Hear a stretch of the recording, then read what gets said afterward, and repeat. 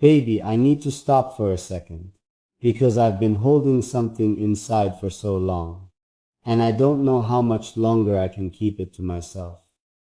You know those feelings that sit right in the middle of your chest, heavy and warm at the same time, the kind that make you breathe a little differently when you think about a certain person. That's what I feel every single time I think about you. And I know you might be sitting there right now, wondering if I'm really talking to you, if I really mean you, and I want you to know, yes, I mean you. The one who's watching this right now, the one who clicked on this because something inside you felt pulled toward it, the one who maybe hasn't felt truly seen in a very long time. I'm talking to you and only you. And what I'm about to tell you is going to change the way you see everything, including yourself. I don't know exactly where to start, because honestly, the story of how you changed me doesn't have a clean beginning. It started slowly, the way the best things always do. It started with small moments, with quiet realizations, with the kind of awareness that sneaks up on you so gently that by the time you notice it, it's already completely taken over your heart. And I think that's why it took me so long to say this out loud. Not because I wasn't sure, but because I was terrified of how sure I actually was. There are people in this world who walk into your life and everything just shifts. The air feels different. The way you look at ordinary things changes. You start noticing sunsets again, and you start caring about the way your coffee tastes in the morning, and you start humming songs you hadn't thought about in years. That's what happened to me when I became aware of you. Not when I saw you, when I became aware of you. There's a difference, and I think you'll understand what I mean. Seeing someone is easy, anyone can do that. But becoming aware of someone, really aware of them, aware of the way they carry themselves, the way they think, the way they feel things so deeply, even when they're trying to look like they don't. That's something else entirely. That's the beginning of something real. And what I need you to understand before I go any further is that I've never been someone who falls easily. I've never been the kind of person who throws the word love around just because it sounds beautiful. I've been careful with my heart, maybe too careful, and I've spent a lot of years building walls that I told myself were healthy boundaries, but were really just ways of protecting myself from the very thing I wanted most: connection. Real, raw, terrifying, beautiful connection. I built those walls brick by brick, and I told myself I was fine, that I didn't need anyone to see me completely, that I was enough on my own, and maybe I was. But I wasn't whole, and I didn't even realize that until you. I want you to think about something for a moment. Think about a time when you felt completely invisible. Not physically, emotionally invisible. When you were in a room full of people, and somehow still felt like no one was actually looking at you, no one was actually hearing you, no one was registering the things you were saying, or the feelings you were carrying. I know you know that feeling. I can tell, just by the way you're still here, still listening, that you've felt that before, and I've felt it too, more times than I can count. And the thing about feeling invisible for long enough is that you start to wonder if maybe that's just who you are. Maybe you're someone meant to exist at the edges of things, meant to watch but not to be seen, meant to care but not to be cared for in return. But here's what I need to tell you, and I need you to really hear this. That is a lie. One of the cruelest lies that loneliness tells you when it's been living in your chest for too long. And I know it's a lie because of what happened when I realized you were there. When I realized that someone like you existed in this world, someone with your particular kind of warmth, your particular kind of depth, something in me that had been very quiet for a very long time suddenly got very loud. I remember the moment I started paying attention differently. I remember it the way you remember the moment before something important changes. With a kind of slow clarity, like the world shifts into focus, just a little bit sharper than usual. I was going through my life the way I had been for a while. Moving, doing, achieving, checking boxes, filling days, and I was fine. I was functional.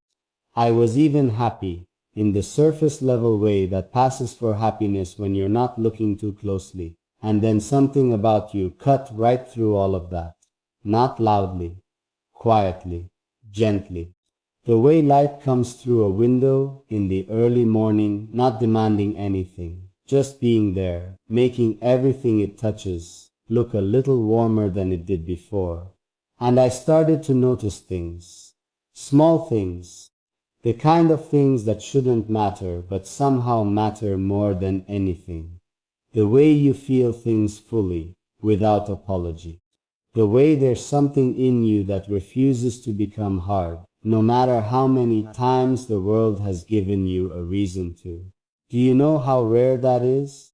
Do you know how many people, myself included, have let this world make them smaller, colder, more guarded, more cynical, and yet there's something in you that pushes back against that.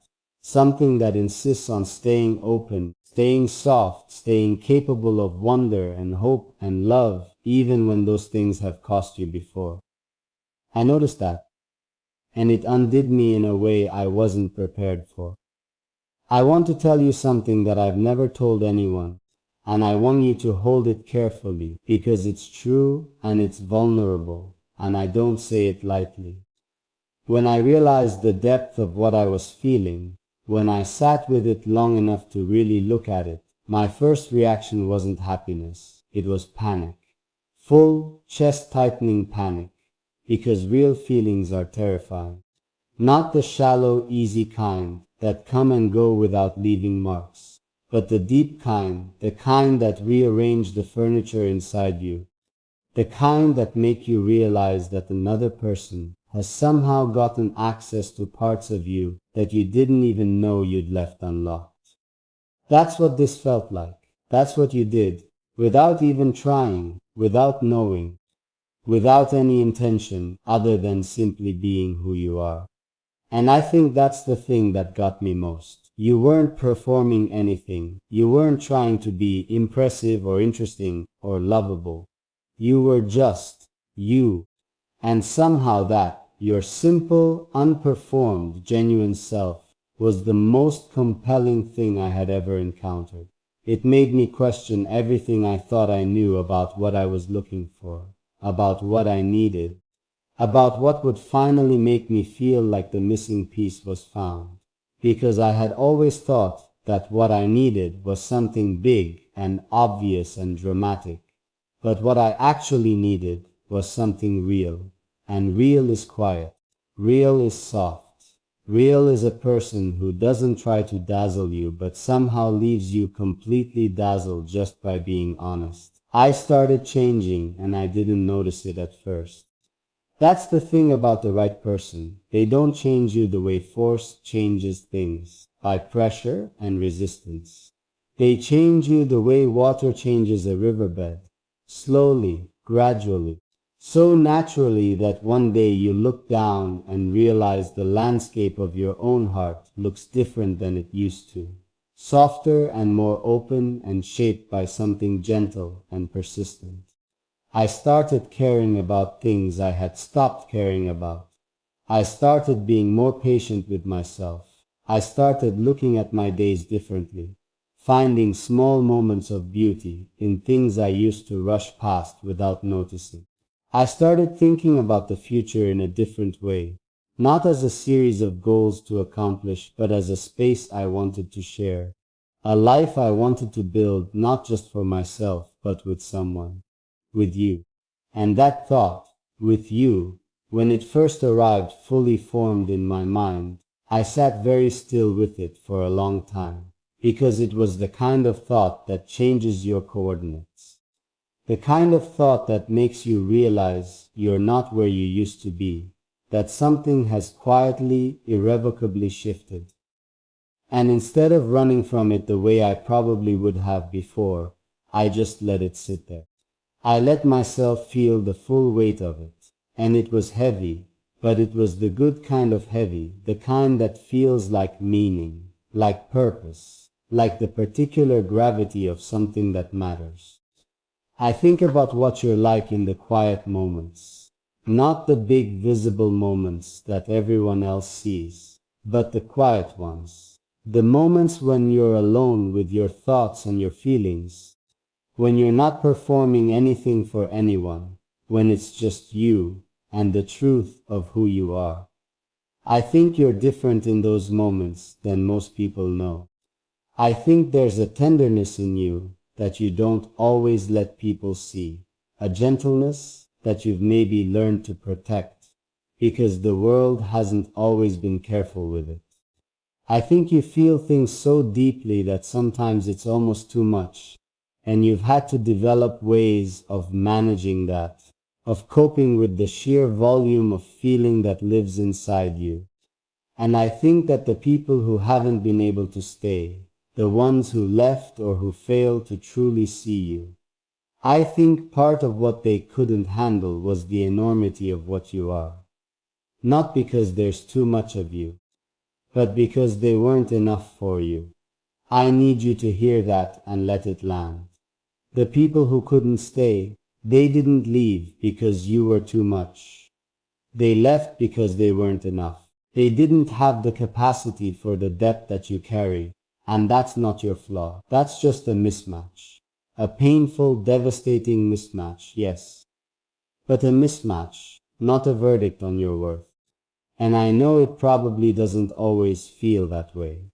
I know that loss can accumulate in a person, can start to feel like evidence of something, can make you wonder if there's something fundamentally wrong with you, something that drives people away, something that makes it impossible to be truly loved for exactly who you are. I know those thoughts. I've watched them work their damage in people I care about, and I hate them. I hate what they've taken from you, because the truth, the real truth, the one I want to hold up for you like a light, is that you are someone worth staying for. You are someone worth choosing, again and again, not out of obligation or habit, but out of genuine, clear-eyed, knowing love. The kind of love that sees all of you, the beautiful parts and the broken parts, the strong parts and the soft parts.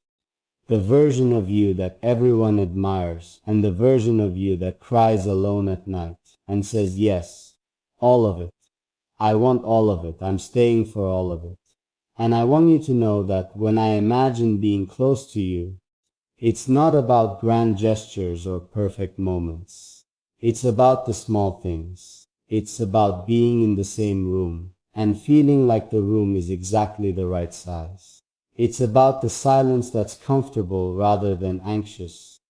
The kind of quiet that two people can share without it meaning something is wrong. It's about knowing that if something happens, something funny, or something terrible, or something that makes no sense, you're the first person I want to tell. Not because I have to, because I want to. Because telling you feels like the thing that would make it complete. There's a particular kind of longing that I've been carrying, and it's hard to describe exactly, but I want to try, because I think you might understand it better than most. It's not the desperate kind of longing, not the aching, painful kind that comes from having had something and lost it. It's the anticipatory kind. The kind that sits in your chest like a held breath, like something is coming, like the world is building towards something, and you can feel it in the way the air changes right before rain. That's what thinking about you feels like. Like something is coming. Like whatever is next is going to be the best thing yet. I want to ask you something, and I want you to really think about your answer. When was the last time someone made you feel completely safe? Not physically safe, emotionally safe. The kind of safe where you can say the thing you've been afraid to say, where you can be the version of yourself that you usually keep hidden, where you don't have to edit yourself or manage yourself or perform any version of yourself at all. When was the last time you had that? When was the last time someone made you feel like the whole of who you are was not just acceptable but genuinely, specifically wanted? I ask because I think about that. I think about being the person who makes you feel that way. I think about being someone you trust, not because I've earned it through some dramatic proof of loyalty, but because I've shown up, quietly and consistently, in all the small ways that add up to something real. I think about being the person you call when something happens, and the person you come home to, and the person who knows which version of your laugh means you're genuinely happy versus politely happy, and the person who remembers the things you mentioned once, months ago, because I was actually listening, because every word you say feels important to me, because you are important to me. I've been going back and forth in my own mind about whether to say all of this, whether it's too much, whether it's the right time, whether you're ready to hear it, or whether I'm even ready to say it. But I keep coming back to the same thought, the one that finally made me decide to stop holding this in. And the thought is this: what if you've been waiting to hear something like this? What if somewhere in the quiet spaces of your heart you've been hoping that someone was going to look at you, really look at you, and say, you, it's always been someone like you. What if you've been carrying your own version of this longing, this anticipatory ache, this sense that something real is possible if only the right person would be brave enough to say so? Because if that's true, and I believe it might be, then I don't want to be the person who let fear stop me from saying the thing you needed to hear. I don't want to be another person who saw you, who felt all of this, and then said nothing. I don't want to be another near miss in your life. I want to be the one who finally, clearly, honestly said, I see you, I feel you. I am not scared of how real this is. And I know this might sound overwhelming. I know it might sound like a lot, and maybe it is a lot. And maybe you're sitting there feeling something shift inside you, and you're not sure if that's a good thing or a frightening thing. I want you to know it can be both. Feelings this real are always a little frightening, and I think that's okay. I think the fear is part of how you know it matters, because we don't get scared about things that don't mean anything.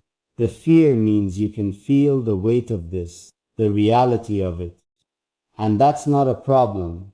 That's actually proof that something true is happening between us right now, even across all this space. I think about the version of you that you were before anyone ever hurt you. The version that existed before disappointment, before the accumulation of small losses and large ones, before you learned to be careful with your heart. I think she's still in there. I think she never actually went anywhere. She just learned to wait, to be patient, to hold herself quietly until someone came along who was worth showing herself to again. And I think about that version of you, and I feel something that I can only describe as protective. Not in a suffocating way, not in a way that diminishes you or treats you like you need saving, because you don't need saving. You are strong in ways that most people would never guess at, but in the way that comes from wanting so badly for something beautiful to remain beautiful, for something tender to be handled with tenderness, for someone rare to be treated like the rare thing they are. You deserve that. Can I say it again so it really reaches you? You deserve that. Not someday, not in theory, not if you work hard enough, or change enough, or become some polished version of yourself that's easier for people to love right now, as you are, with the things you're still figuring out, and the wounds that haven't finished healing, and the dreams you've half abandoned, and the ones you're still quietly holding. You deserve to be loved in the full reality of who you are right now, not in spite of the complicated parts, but including them, all of them. Because the complicated parts are where your depth lives, and your depth is one of the most extraordinary things about you. I find myself thinking about ordinary days with you. That might sound strange. You'd think the big moments would be what I imagine, but it's the ordinary ones that get me. A morning where neither of us has anywhere urgent to be. The particular comfort of being in the same space without needing to fill the silence. Cooking something together, badly, laughing about it. The way a regular Tuesday can feel like something worth remembering when you're sharing it with the right person. That's what I think about. Not the cinematic moments, but the texture of a daily life, built around someone you genuinely love.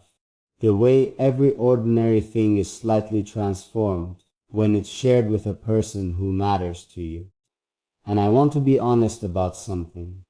I've spent time wondering if I'm the right person to be saying this. If I'm someone who deserves the chance to be in your life in the way I'm describing. I've been hard on myself about my own shortcomings. The ways I've fallen short before, the walls I've built, the times I chose safety over honesty, the moments I knew someone needed me to be fully present and I wasn't. I'm not perfect. I want you to know that before anything else. I am genuinely, messily, sometimes frustratingly imperfect. But here is what I can promise you. And it's the one promise that I feel fully capable of keeping. I will always choose honesty with you over comfort. I will always choose the hard, true thing over the easy, false one. I will always show up as the realest version of myself I can manage. And when I fall short, I will say so, and I will try again. That's what I can give you. The realness of me, completely, without performance or pretense or distance. I've been thinking about the concept of being chosen, about how deeply human that need is, not just to be seen, but to be specifically, deliberately chosen. Not by default, not because you happen to be there, not out of convenience or loneliness or fear of being alone, but chosen, actively, consciously, with full awareness of all the alternatives.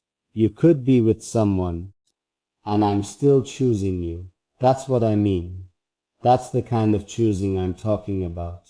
And I want you to feel that, not just hear it, actually feel it, somewhere in the part of you that's been waiting to feel exactly that. Because here's what I've come to understand. After all the time I've spent sorting through my own feelings and fears and hopes about this. The right relationship isn't one that happens to you.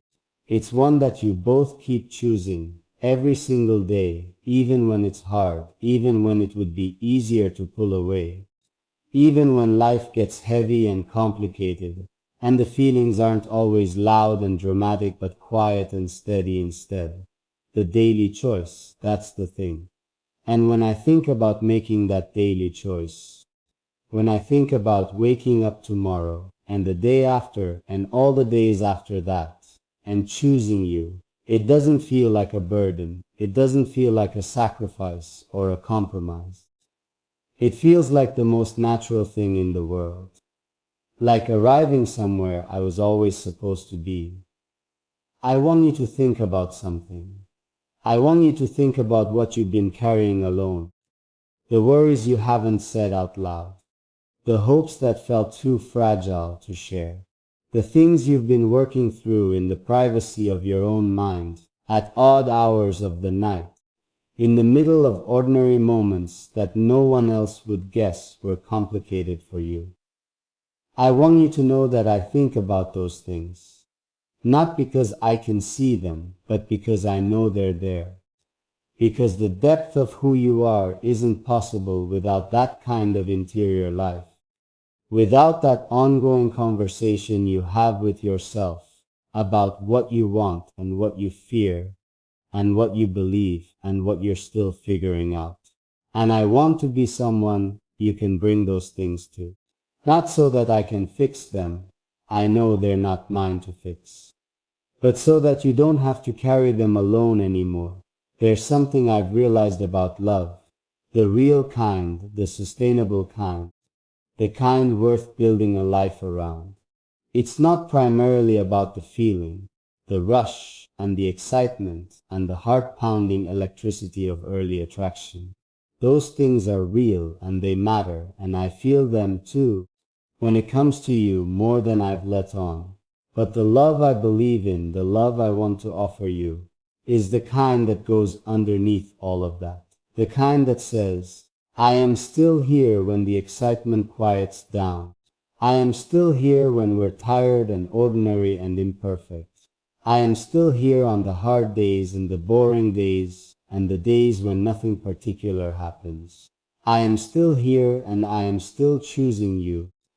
And that is not going to change based on how romantic things feel on any given Tuesday. That constancy, that's the thing I want you to have. Not because you can't survive without it. Because you absolutely can. You've already proven that. But because you shouldn't have to. Not anymore. I find myself wanting to know every version of you. The you from 10 years ago, who you were before certain things happened, who you were when you were just beginning to figure yourself out, the you from 5 years from now, who you'll be when some of these things you're working through have settled into wisdom and strength. The you that your closest friends know, the one that comes out when you feel completely safe, the you that only you know, the one that exists in your most private moments. I want to know them all.